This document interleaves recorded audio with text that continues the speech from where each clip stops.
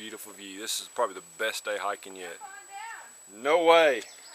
Just went over the hump. This is probably about a, I don't know, about a 90-foot drop down there if you wanted to look down. And we just come down the hump. What was that? All the stone steps. Just came down stone steps. And this is considered the stone wall once we get down beside it.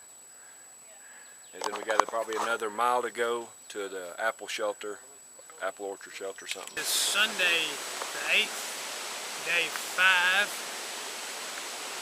of the 10-day trek.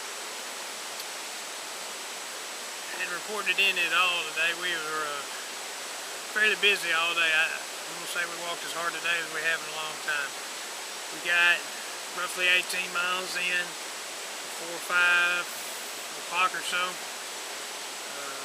including a couple of breaks and a trip to Laurel Fork Shelter on a side trail. Got off the AT looking for a Blue Blaze and missed where we were supposed to go, so we ended up down at a little small campsite just underneath Laurel Fork Shelter right on the river. Four members is B's checking in. I'm going to give you my final trip report from our AT hike this year. We ended up cutting it a bit short. We did 6.5 days. We covered 102, 105 miles, somewhere in that category. And quite frankly, we're happy with what we did because we did cover some big miles. We had the first day of around 13 miles and everything after that was 14, 15. I think we did an 18-mile day. Roan Mountain was a trudge, getting up and over in the rain and the snow and the sleet, 30-degree temperatures.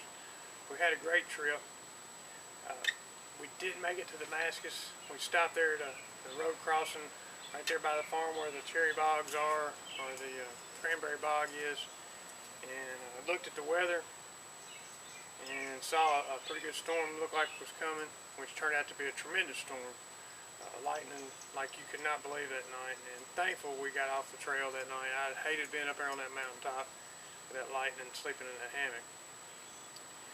But we didn't get what we wanted done, but we're satisfied with what we did do. Quite frankly, I think Jim and myself were mentally and physically tired. I think we went too hard, too fast.